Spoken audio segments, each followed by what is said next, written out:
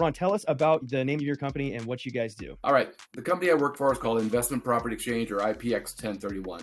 We are what is known as a qualified intermediary. So our job is to help you and your clients do what are called 1031 exchanges. Okay, and for the folks at home that don't understand what a 1031 exchange is, 1031 is the number for the code for the IRS, right? Yep. And this is a way to, when you're transferring property, defer the payment of taxes. Does that basically sum it up? Yeah, it's the tax code section that says essentially if you sell a property that's used for business or investment purposes and want to buy another property for business or investment purposes, 1031 is part of the tax code that allows you to do that and not have to pay capital gains tax on the gain that you made from that property. You're actually deferring paying those taxes. And whenever you do a 1031 exchange, it requires the use of a third party called the intermediary, which is what we are.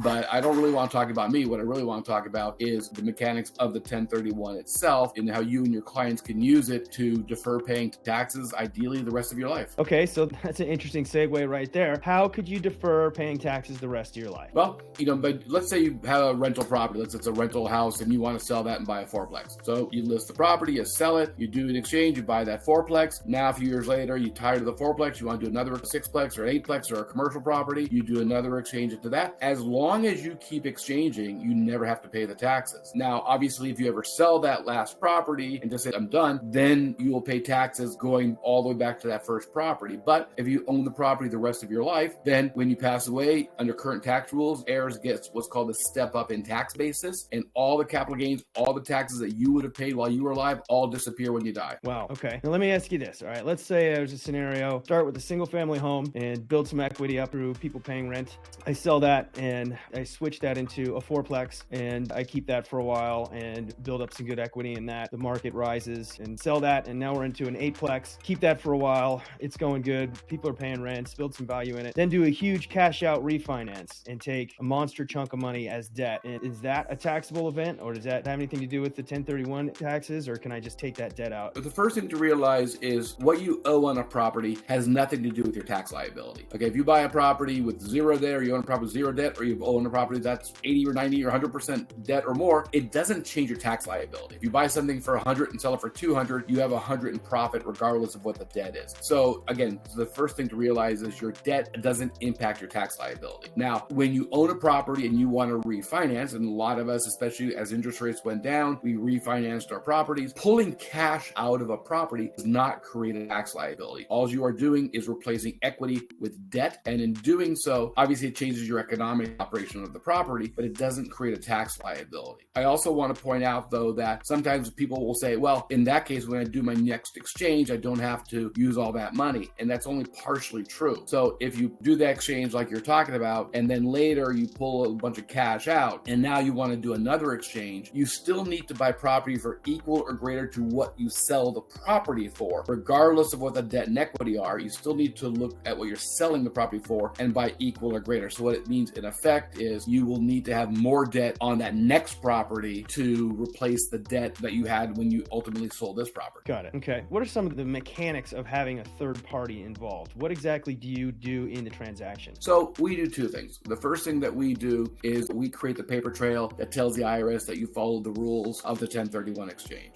But the more important thing that we do, or more obvious thing that we do, I should say, is that we hold the money. So you got a property that you want to sell to do a 1031 exchange. You're going to go through the regular process. Dave, you'll list the property. You'll find a buyer for the property. You'll open escrow at your favorite title company. That's when we get involved. We work with the title company. There are some agreements that need to be signed, obviously. Once escrow closes, instead of the equity, instead of the funds from the sale going to the seller, they come to us. And then when that starts a clock for you to find the next property, once you're in contract to buy that next property, same thing. We work with the closing attorney, your escrow officer on the replacement side, and send them the money when they're ready to close. So you're selling investment real estate, buying investment real estate, and because you didn't touch the money, because we had it, you get to defer paying those taxes. Gotcha. Okay, so you have a certain amount of time, right, to make this all go down. What's the time constraints on these deals? From the day escrow closes, from the day you actually sell the property, you need to know what you're going to buy within 45 days and close escrow within 180 days, which is almost 6 months. So 45 days to tell us what you're going to buy, 180 days to close escrow. Now, when I say identify, that's always the next question. What does that mean? That means you actually give us the actual address to the property you're going to buy. Technically, you don't have to be in contract. Technically, you just give us the address, and you can give us some backups in most cases. But the reality is, especially in today's market, you want to be in contract. So I always say by day 45, ideally, you're in contract, your inspections are done, your loan is approved. You want to be pretty locked into a property by that 45 days. And if you don't make that 45-day deadline, then you get your money back and pay your taxes. Gotcha. And then, so same thing if you don't close within that 180 days. Exactly. Now, realistically, new construction is really, most of the time, people get butt up against 180 days if you're buying something that's just being built. Normally, in an exchange, if you're assuming you're in contract by day 45, you're going to close well within that 180 days. Right. Okay. And what does the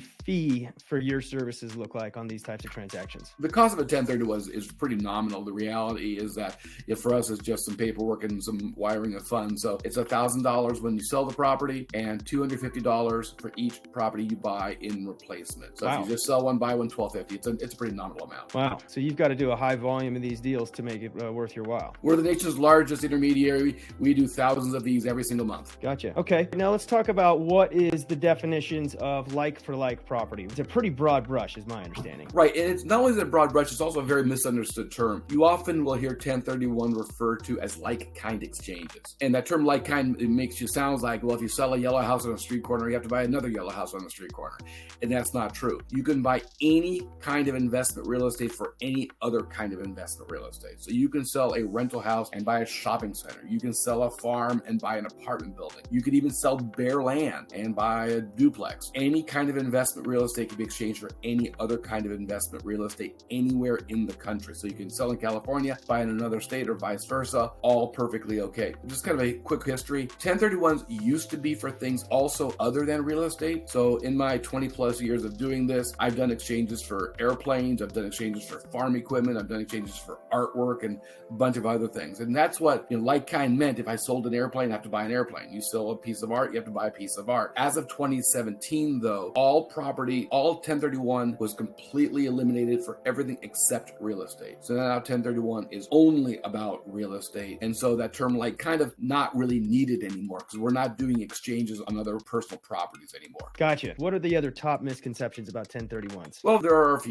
lots of people. It's funny. I would say that half of the people that call me who've never been involved in an exchange have some serious misunderstanding of the rules. So obviously the first one is that 45-day clock. The 45-day clock is a hard clock. You cannot change your properties after that 45 days. So that's very important. So again, if that was 45 days after close of escrow. That's correct. And for you, Dave, as an agent, what that means is if you have a client who's a little bit nervous about that 45-day clock, the longer the escrow, the longer you have before that clock starts. In fact, this morning, I just got a new contract open up at exchange.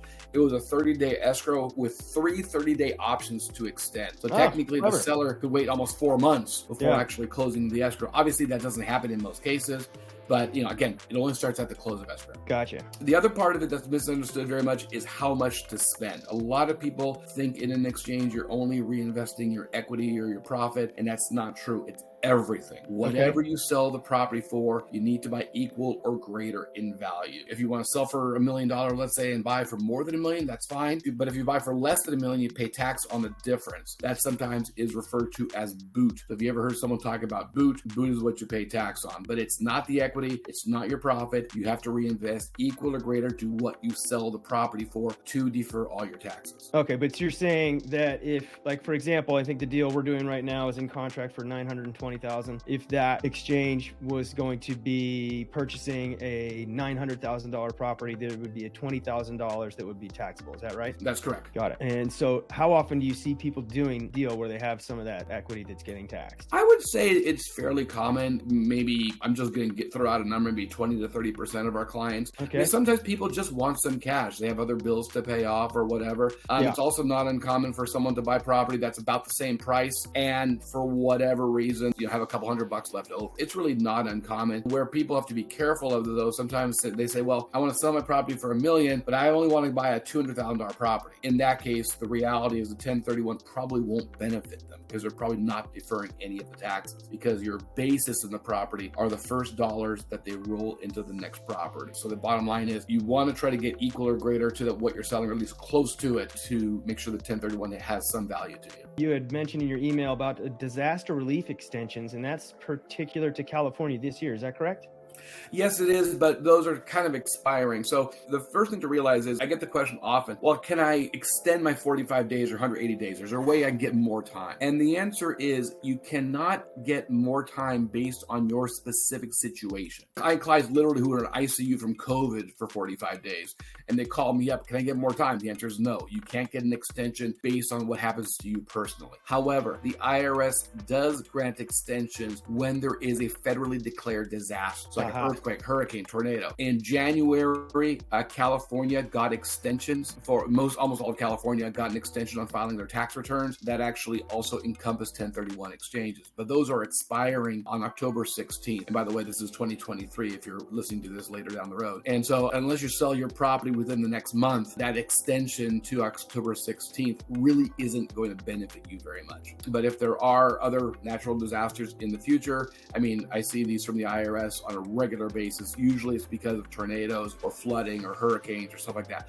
We don't often get them in California. In my 20 plus years, I can only remember twice actually getting them in California. And going back to the beginning of a transaction, when is it the best time to get you involved in a 1031 exchange situation? Well, I always say you're happy to get me involved even before you take the listing, only if you want to make sure the client understands what the rules are. So if you need to understand what the rules of the 1031 are, sometimes I've had clients who get to the very end, they're about to close escrow. Okay, I want to do an exchange, and what they want to do doesn't work. And so the idea of getting educated even before you list the property, always a big fan of that. When it comes to the paperwork, nothing really to do until you're in contract with a buyer. We have to be involved before escrow closes, but I usually say once you're in contract, the deposit's in, buyer looks solid, let's get it open. Got it. Last question for you. How can the people get in touch with you? Best way is my cell phone number. It's 408-483-1031, 408-483-1031. That's my cell. You can text or call me at that number, or you see my name on the bottom there, Ron Ricard. My email is ron.ricard@ipx1031.com. If you want to Google me, I'm easy to find that way also. How did you get that cell phone number? Many years ago, the phone companies actually helped you. And right. The woman looked for 25 minutes, looked at all of her phone numbers. She found one, gave it to me, and I have been blessed by that ever since. That's awesome. Yeah. All right, Ron, thanks so much for your time today. We appreciate it, and we'll send some business your way just as soon as we can. Sounds good, Dave. Good luck in your business too.